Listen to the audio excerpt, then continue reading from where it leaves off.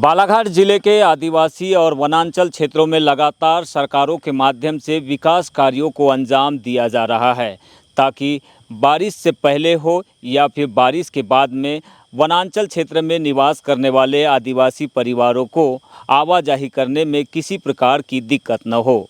इस कार्य के लिए डीएमएफ योजना से भी शासन के द्वारा राशि स्वीकृत की जा रही है, तो कहीं पर जो है जनजाति बस्ती विकास योजना की मद से भी राशि प्रदान की जा रही है। ऐसा ही एक कार्य परसवाड़ा जनपद क्षेत्र के अंतर्गत आने वाले फतेहपुर पंचायत में साल 2022 में किया गया, जिसकी बानगी आज हम आपको इस रिपोर्ट में दिखाने जा रहे हैं।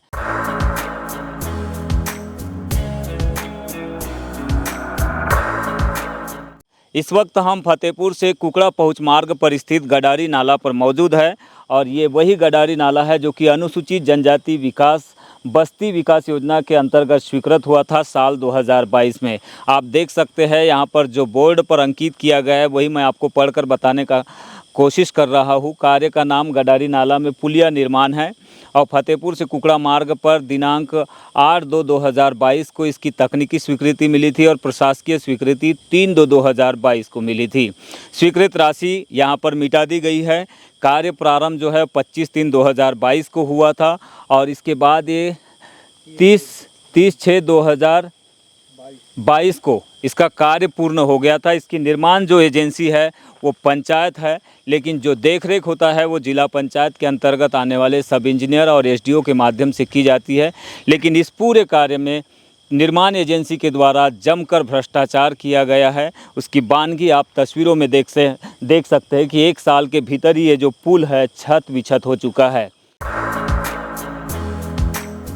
तो कुकड़ा फतेहपुर मार्ग पर स्थित गडारी नाला पर यह पुल लाखों की लागत से निर्माण एजेंसी ग्राम पंचायत फतेहपुर के द्वारा बनाया गया है, लेकिन जो पंचायत के अधीन जो तकनीकी अधिकारी होते हैं जिनमें सब इंजीनियर है, एसडीओ है, इनके द्वारा इस पुल की सतत मॉनिटरिंग नहीं की गई है और आदिवासी क्षेत्रों में ये जो अधिकारी होते हैं ये अपनी जवाबदेही के अनुसार काम नहीं करते हैं और उसी के चलते जो है जो निर्माण एजेंसी होती है या फिर ठेकेदार होते हैं वो गुणवत्ताहीन कार्य करते हैं, अनियमितता को जमकर बढ़ावा देते हैं, जिसकी बानगी स्वरूप पुलों की हालत इस तरह से हो जाती है जो कि आप इस मार्ग पर देख रहे हैं। गडारी नाला पर बने 1 साल पहले बने इस पुल की हालत से पता चलता है कि किस तरह से यहाँ पर निर्माण एजेंसी के द्वारा भ्रष्टाचार किया गया है, जो कि बारिश से पहले ही, अभी तो बारिश शुरू नहीं हुई लेकिन 2023 की बारिश में ही ये पुल जो है एक पहली बारिश में ही बह गया बताया जा रहा है।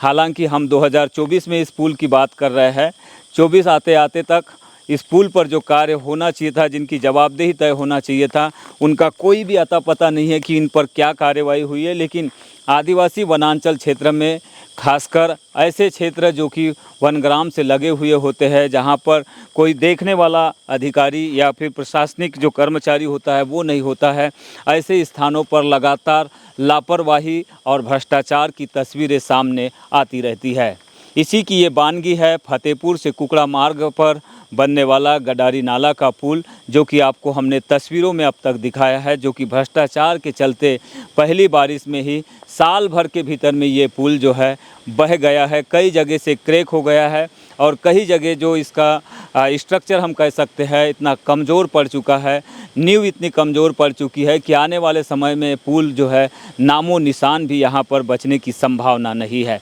तो जमकर भ्रष्टाचार हो रहा है आदिवासी क्षेत्रों में। आज हम जब कुकड़ा के लिए चीनी पंचायत से होते हुए आ रहे थे तो फतेहपुर के रास्ते पर एक और पुलिया का निर्माण इन दिनों होने जा रहा है, जो कि फतेहपुर पंचायत के माध्यम से ही किया जा रहा है। इस पुलिया में हम आपको लेकर चलते हैं और दिखाते हैं किस तरह से यहाँ पर लापरवाही का आलम बना हुआ है।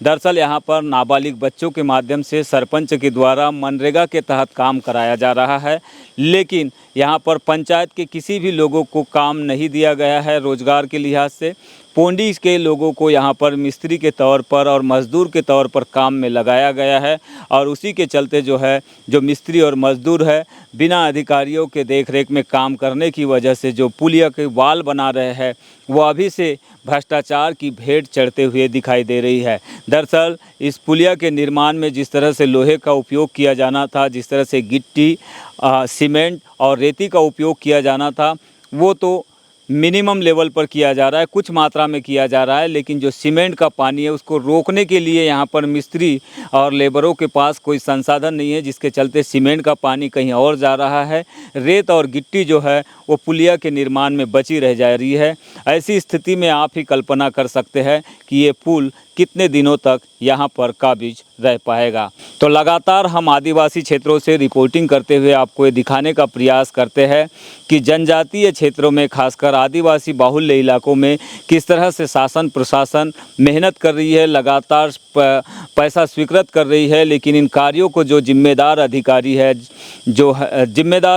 है वो सतत मॉनिटरिंग नहीं कर पा रहे हैं। इसकी वजह से लगातार जो है कार्यों की गुणवत्ता पर सवाल उठ रहे हैं और इनमें जमकर अनियमितताएं भी देखने मिल रही है।